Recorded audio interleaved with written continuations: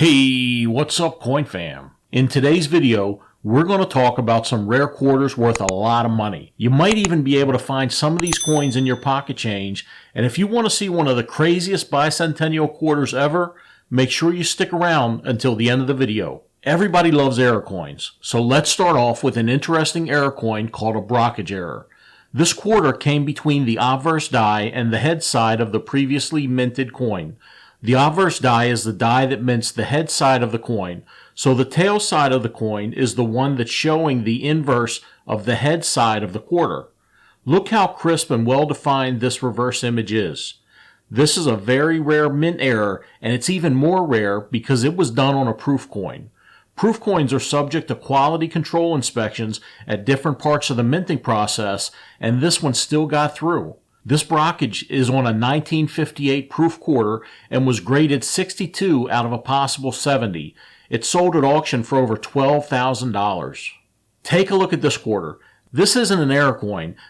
It's just a great example of how much you can get for a coin in really good condition with a low population. This is a 1932 San Francisco minted quarter. Because of the date, you know it's silver. The quarter graded mint state 66 and is in really good condition. You can see some of the toning on the underfeathers of the eagle. This kind of toning doesn't add any value to the coin, but some people like the unique appearance of uniform toning. This quarter sold at auction for over $15,000. We can't get through a top 10 list video without seeing evidence of some mint mischief going on. Our mint workers have been known to cause a few intentional errors through the years. This is a 1983 Philadelphia minted quarter. Somehow, a game token came between the dies after the quarter was struck. Take a look at this monstrosity. You can clearly see some of the edge designs that don't belong on a quarter, and you can make out the words, "This is my lucky day," across the bust of Washington. On the back, you can make out the words, "For play only, no cash value." This crazy-looking quarter was graded mint state 65, which might surprise you because of how busy this quarter looks, but the grade is based on marks, blemishes, and the wear on a coin. This quarter sold at auction for almost $16,000. Here's a really fine example of a double die. This is a 1943 Double Die Obverse, which just means that the double die error is on the front of the coin. The doubling is obvious on the numbers and the date, and the letters in the word "God We Trust," and on most of the letters in the word "Liberty." How much can you expect to get for an error coin like this? This quarter graded mint state 63 and has a green CAC label that indicates that this is one of the finer 1943 quarters within its grade. This quarter sold at auction for $17,400. This quarter is in almost perfect condition. It's a 1976 Bicentennial Quarter minted in San Francisco. This quarter graded mint state 69 on a scale from 1 to 70, and the reason for such a high grade is obvious when you take a closer look. Both sides are almost completely blemish-free, with the exception of a couple of wine-colored spots from toning on the reverse of the coin. This beautiful bicentennial quarter sold at auction for over $19,000. Here's another double die I think you're going to enjoy. This is a 1937 Double Die Obverse. This quarter was graded mint state 66.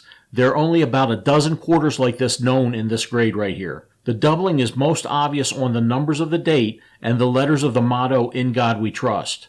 This quarter right here sold for $19,550. Here's the finest example of this quarter known to exist.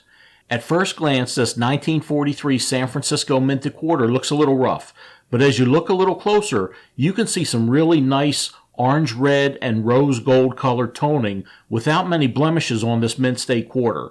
Don't write off an old blemish free coin because of a little tarnishing.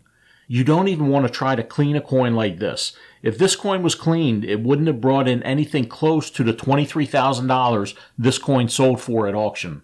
Here's a 1948 San Francisco minted quarter with some good looking rainbow toning on the front and back. This quarter graded mint state 68 out of 70 and is considered one of the finest quarters in this grade as indicated by the green CAC label. This quarter brought in $23,500 at auction. This quarter is insane. It's tails on both sides. This quarter was struck by two reverse dies.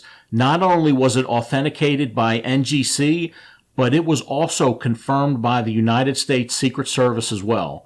I don't have all the specifics, but this quarter was discovered in a safe deposit box in California around the year 2000. There's no doubt that a coin like this is very valuable. How valuable? How about $42,000 at auction for this mint state 66 quarter? Have you ever wondered what a $90,000 quarter looks like? Wonder no more. Here it is. This is a 1932 Denver minted quarter.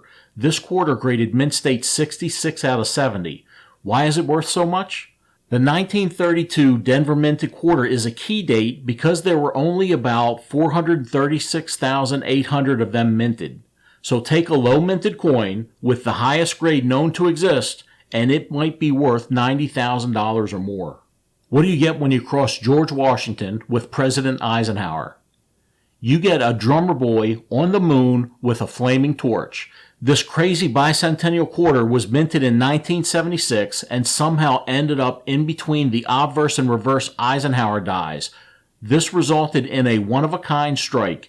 This quarter was graded mint state 64 and sold at auction for $28,000. If you like quarters, you're going to love the next time video. Click that video on the left, and thanks for watching.